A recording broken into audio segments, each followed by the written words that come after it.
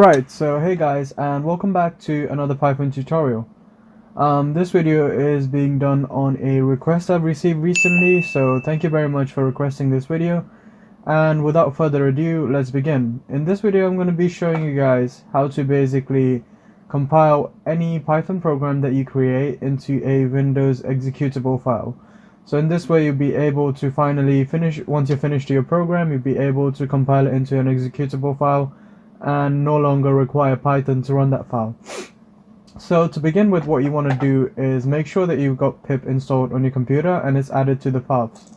So the easiest way you can do this is by going to Google and if you haven't got Python already, the install file, just get it from the website python.org, and then when it's all ready, you're just gonna open it up.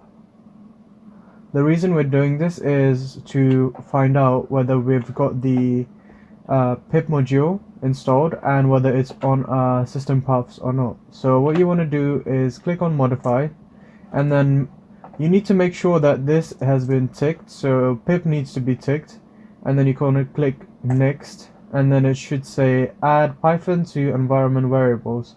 So this needs to be ticked as well. If it hasn't been ticked, it's not a big problem. Make sure both of them are ticked, so the pip and this one, and hit install. I'm not going to do this because I've already got it installed. So you can now close this if you've already got it installed. And what you want to do next is, so I'm going to create a test file. I have a folder called test, new text file, test.py,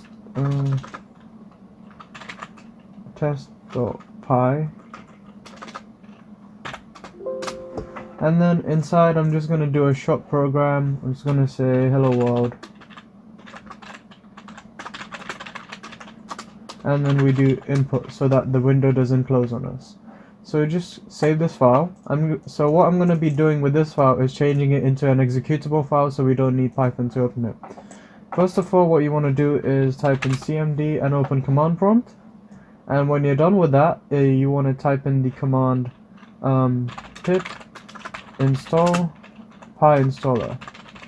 PyInstaller is basically a module that will allow you to convert any py file into an exe.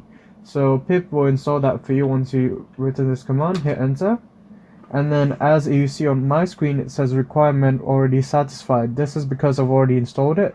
Yours should look a bit different, and once the installation is successful, you have PyInstaller installed. So next you want to browse to the directory using cmd. So I'm in my Z drive right now, so I'm going to do Z and then colon, and now I'll be in the Z drive. So you want to change to, you want to use CD, and this folder is on my desktop, so I'm going to do CD. Actually, I'm on my P drive, I'm sorry about that. Actually, it's A drive, I mean. So I want to navigate to CD desktop. Once I'm on my desktop, I'm going to navigate to my test folder, so CD test. Now we're in our test folder, and then we have test.py in there. So we want to do PyInstaller and test.py. Right, so when you hit enter, the process should start, and as you see right here in real time, you see some files being written to the directory, and once it says completed successfully, you should have your program ready. You might see some warnings during this process, but you don't need to worry about them. Your program's going to be in the dist folder, and if you open the test again, you'll see your test.exe right here. So as you see right here, you do not need Python no longer, and it's an exe file. You can just double click on it and it's going to execute your program. Another way of doing this is, I haven't really tested it, but we're going to test it in this video. So you could also do, I'm just going to delete these files for now so that they're not overwritten and they don't cause any problems. We could try another one. We do PyInstaller, and then we do test.py again, and then we can do one file. Basically what this should do is keep it to one file instead of like scattering it all over the directory. And give it a quick second, and hopefully it should run. So if you go to this, now we have only one file, compared to before we had like a pile of files. And you can create a shortcut for this file and then add an icon or whatever you like. So if you double click on this file right now, we have hello world, and that's the only independent file in there. Anyway guys, that was it for today's tutorial. Hope this has helped you out.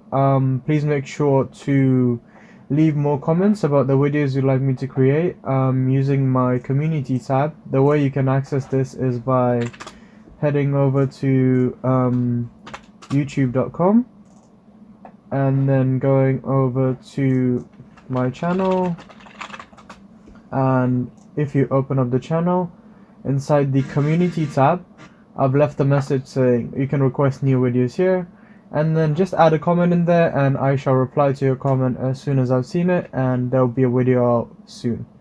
Anyway guys, I'll see you in the next one. Please make sure to subscribe, comment, share and like. Peace out.